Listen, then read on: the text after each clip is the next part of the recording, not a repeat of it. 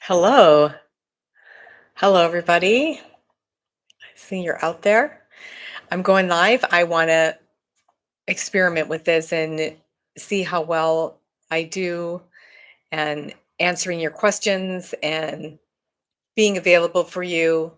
I think this might be the best time, but I'm going to try some all types of times to see where my subscribers and how best I can serve you out there with your living your own life. Gotcha. Mosquitoes. So, um, let's see. I'm gonna check my audio here. Um, make sure that I have audio. I do. I can put this up here and make it a little bit taller. One thing I did want to start with was the idea that we have a misconception regarding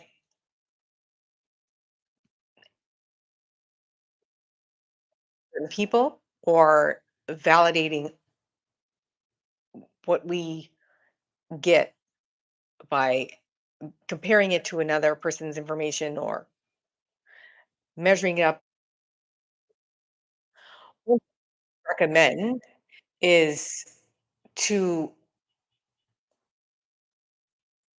always take what you take what resonates with you, take whatever information is coming to you, and find the nuggets in that information. I get information from everywhere. My mantra that I wrote for myself uh, is every being my guru, every moment my yoga. And as a result of that, I look at everything as being a teacher and also everything as being a student or a form of discipline. Disciple could be another term for that. Disciple and discipline are the same word. So anytime and all the time, I'm either in a situation where I'm learning and I'm also sharing, giving out information. And as a result of that, I get in my information from everywhere and I don't exclude the messenger. I consider everything to be in my best interest all the time. And it's my job to decipher what information is being gifted to me in this present moment. What is my present right now? And so, for example, I listened to several doctors, Dr. Huberman, Dr. Hyman, Dr. Yu, and there are several others. And I'll make lists of this. I am going to do a recommendation video for all the things that I listen to. And then I'm going to ask that you also comment below in that video so that you can share your resources so that everybody can find information everywhere. It's not exclusive. This is about finding what is applicable for you for now. You'll grow out of the information that you have right now once you've used it and practiced it and given it away. Given it away means that you've done something with it. You've exhausted its service to you. And so that information is relevant to you, but now in a different way. And so it'll come to you in a different way now. So as you gain information and you utilize it, you'll grow out of it just like you did out of your toddler clothes and your toddler shoes and your toddler shorts. And you'll continue to elevate and find information that fits you. So you'll grow out of it and that will be left for someone else and you'll get new information. So all information is relevant at some point. and it's all available, and I'm trying to say that it shouldn't be disregarded just because it's coming from a source that you don't know or you've never heard of, or oh, is that not mainstream, or whatever the case may be. It's irrelevant, really. It's never about the messenger, it's always the message. And so take all the information that comes your way and find something in that. It's coming to you for a reason.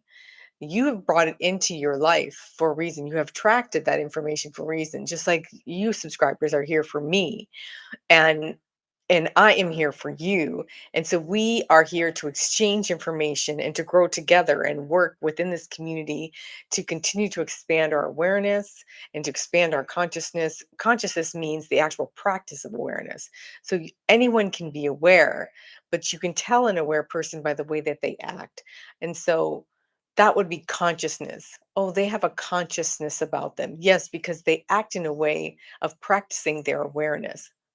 And so, as you are learning information, you're sharing it across the board, make sure that you are look to be wide open about the possibilities that information comes from everywhere, including these giant trees from behind me, the sun, the pines, my bamboo here, and all my plants, and my gardens, and my Torii gate, which is here, and the bridge I just built.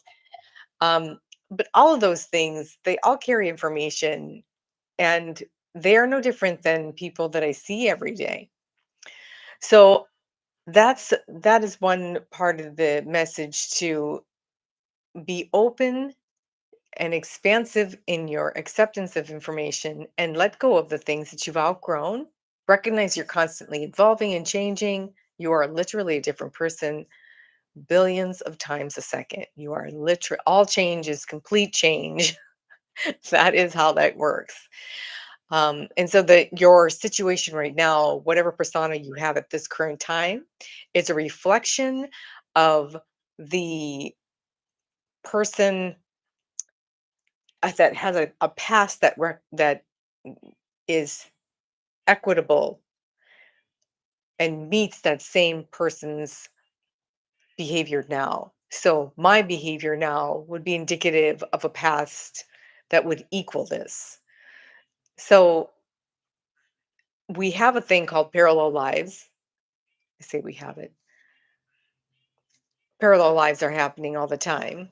Just depending on what you experience is completely dependent upon when you are, what your vibration is, your vibration is in at the moment, and that will determine what you are seeing and experiencing. So you may be what experiencing what would be considered the same old thing, but that's because your vibration hasn't elevated, because you're going to be presented with the same thing, and then your response to it changes, and your vibration changes, and then your experience of it will also change. So as you get in for new information, you will continue to change your vibration, you will continue to grow, and your experience will change, and your need for different types of information will come to you as needed. So as the vibration is needing to be nourished, that information will then need come in. So let me get, I'm going to give an example here of another option, another um, question I got from another subscriber, um, and a client and friend. And the question was, Karen, what does it mean to say yes to everything, especially when there's two competing options? I'd love it if you could elaborate on what it means. And so, thank you, Joe, for that question. So, you're uttering the word yes out loud sends convolutions through the body and shivers racing through the veins with life threatening urgency. Yes is another word for trust. So When we say yes, we're in a high vibration, trusting moment. And so we can withstand, the body can withstand that pressure. It can withstand that rush of trust in the self, okay? Not of the other person. Trust only ever happens within. It's never about can I trust you? It's only can I trust myself to recognize that I put myself in a situation with you. Not do I trust you? It's never about trusting everything is always about you. So yes is another word for trust. The active or the practice of it, which is the verb form of truth. So trust is the verb form or the action of truth, and truth is the noun form, the thing in and of itself. So when we say yes, we're having this active engagement with the unknown. That's from Rachel Botsman. She's a psychiatrist. And that's true. An active engagement with the unknown. So something might be indicative of picture yourself jumping out of an airplane, parachuting. You have no idea what's going to happen. So that would be an active engagement with the unknown, or just saying yes to something you've never done before. So active means to be aware in every moment that the action performed or the choice made has no preconceived outcome, that it has no required result. It has complete freedom to evolve into whatever the action or choice needs to be. So I or you or anyone else saying yes provide the energy, the movement, and the generative action. The energy, generation, and generative and energize, those are all the same word. The generative action for the entity to realize itself. The entity being whatever that yes comes into fruition as. So let's say, I'll give an example. The earth has an active engagement with the unknown. It provides the energy and all the entities living from that earth entity sprout, grow, and evolve, transform that earth's energy into an energy food usable for that specific form, including the earth. So the earth sprouts seeds, trees, birds, plants, whatnot, including humans, because we are earth. And this is food for the earth. When we this body decomposes or has finished its cycle, then this can, and honestly, it should go back to the earth, not in a casket. It should be burned or should be just buried in the ground, just whole without a casket. But anyway, I'm probably getting some flack for that, but I'm not gonna worry about it because that's the we're earth. So um the earth in all ways and in all ways says yes. It simply adapts. And that's what saying yes is. The same can be said for every single entity in the cosmos. Everything adapts, including us, whether through the transformation called death, which is just a total reformation with an intent to recreate. And transformation is always that. There's always the intention to recreate. There is never total destruction. It's always the intention is to recreate. And it does always recreate. Things always change in energy, always exchanges itself into a new energy. So the transformation of current energy entities form, such as like elephants being born tuskless or autistically born humans, everything says yes all the time.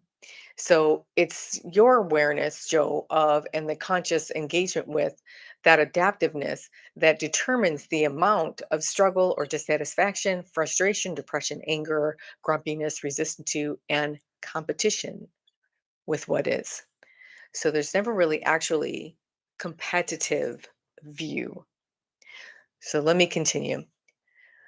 When you admit that you don't know, that means you focus all the control on the only thing within your control, which is you.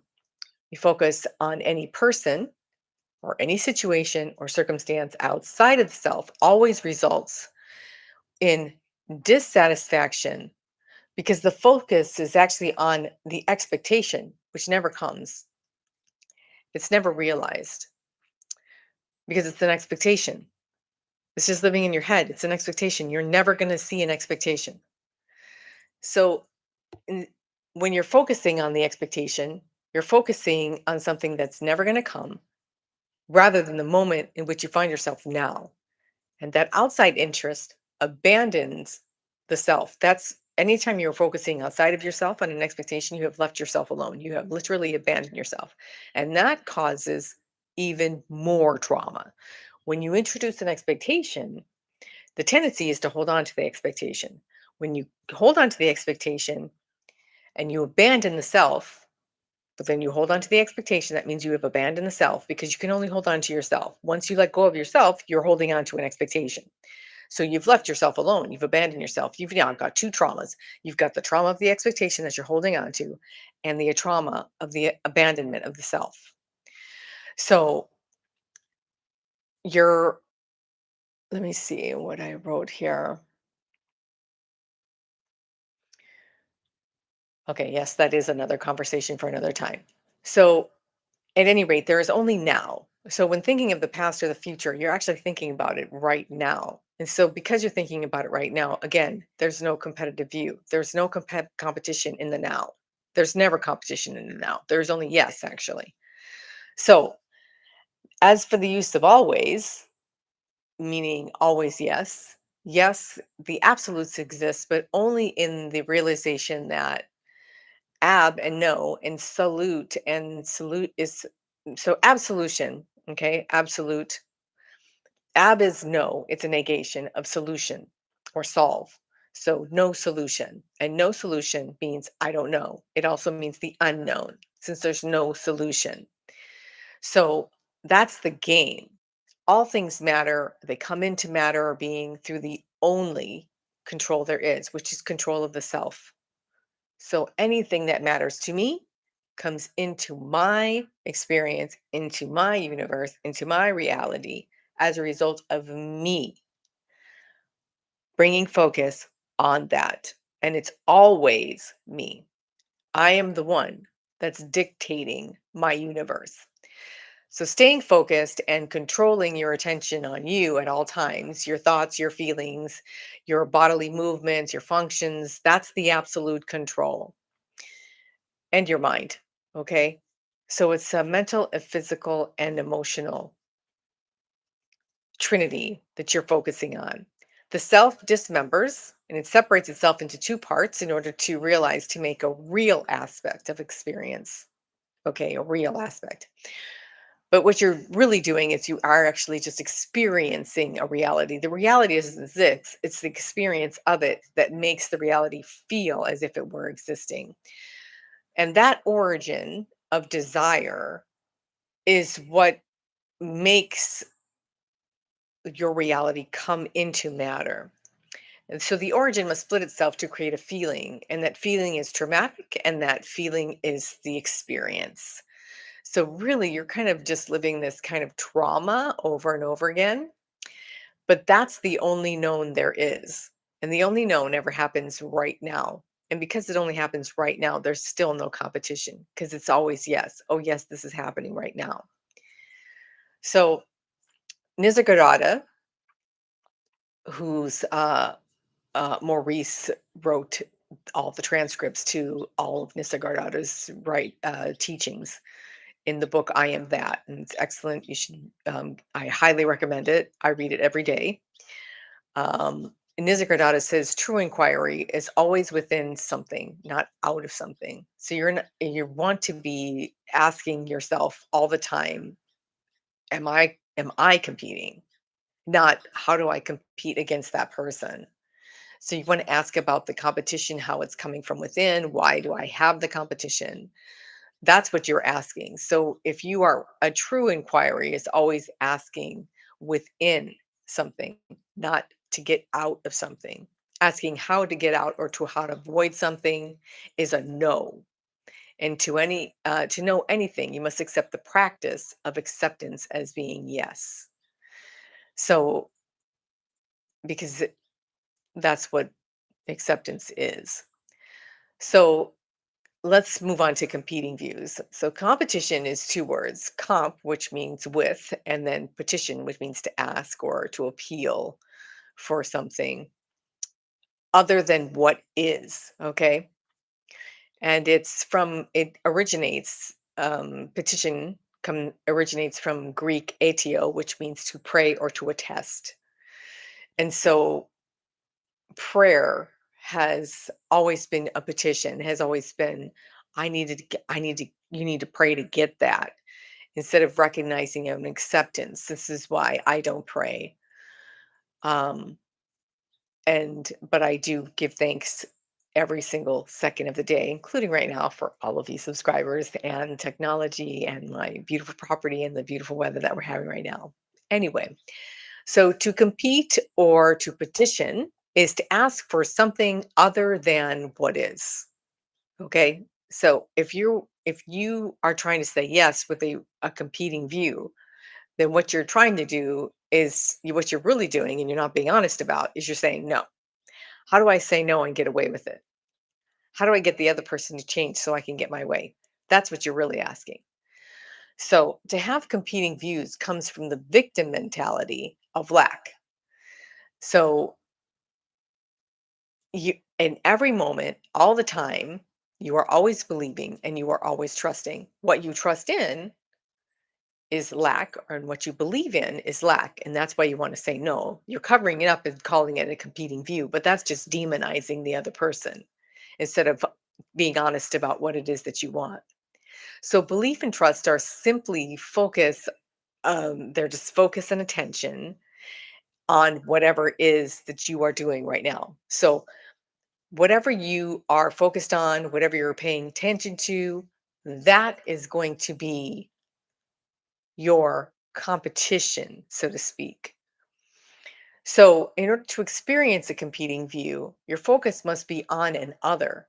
So, anytime competition comes into the picture, it's because you are not with whatever is. And when you're not with whatever is, you're not with yourself. When you're not with yourself, you'll be with a petition or a prayer for things to change.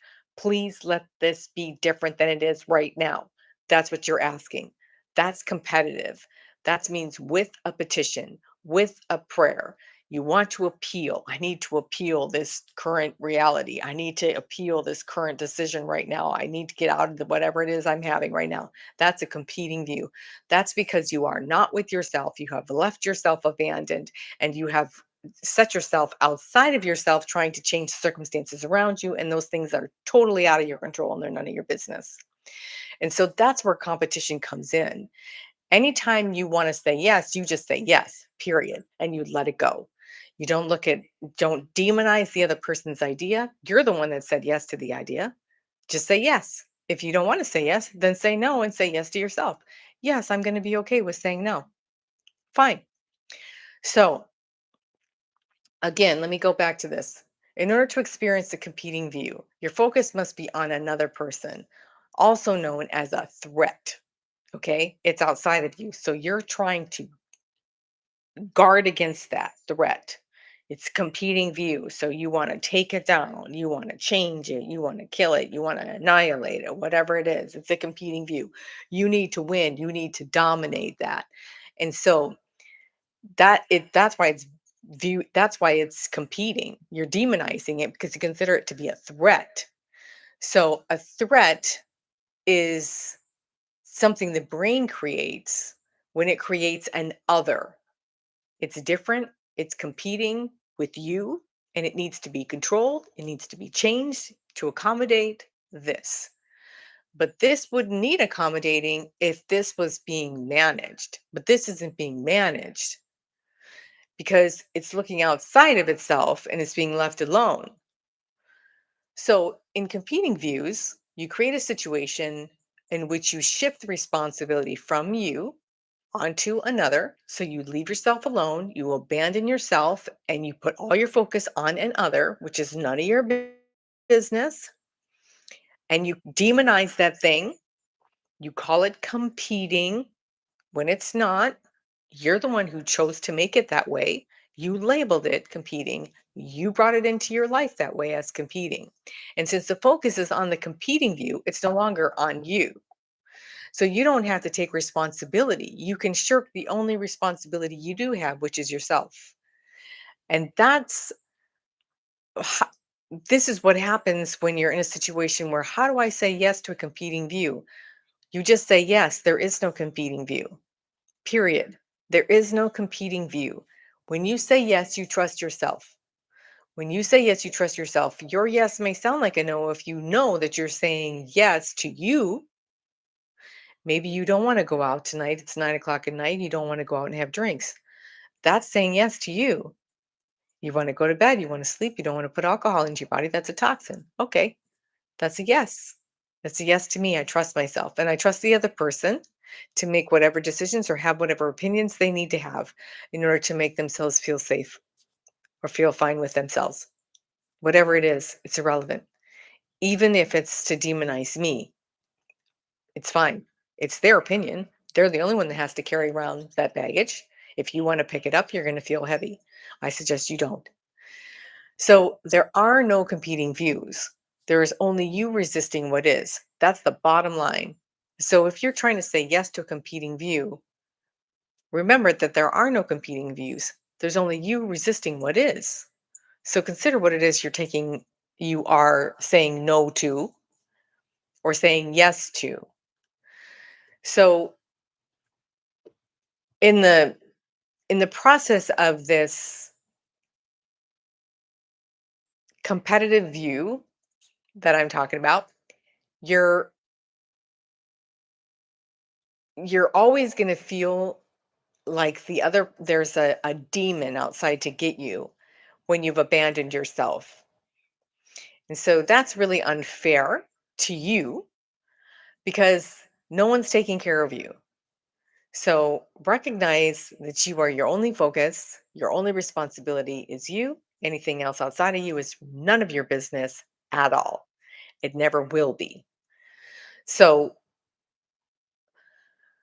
that's what I have to say about that. I'll go into some other things about that at a later date, some other time.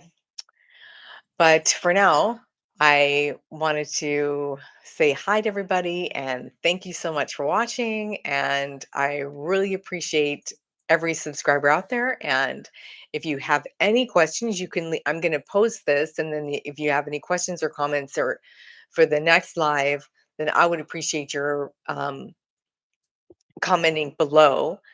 Also, like and subscribe. I would suggest that if you have a situation where you have had to say yes and you feel as if you feel as if you said yes even though you didn't want to. I would like to know what that situation was. What did you say yes to and why you felt that you were doing it against your will? And if you would put that in the comments, then I can comment on that in another post. And that will help other people as well. Remember, it's about sharing the information and spreading it out. It's not about I only get my information from here and I only listen to this person, I only listen to that person. You can get your information from anywhere. I get my information from everywhere all the time, from rocks and trees, but also from people as well, birds and ravens and eagles. But I get them from humans as well. And there's so many humans with such good information out there. So share the information you have. Write in the comments below about some places that you get your information from and share that with other people too, because whatever you put in the comments, people are going to read and they're going to go there and find that information. And I will too. I will go there and look and see because I'm certain if you came up in my comments on my channel, then it was meant for me. So I appreciate all your time today and your likes and your subscribes. And I'm so glad to be with this community. And till next time, I'll see you again. Namaste. Live deliberately. Live deliberately. We'll go into that deliberately. Okay. Bye.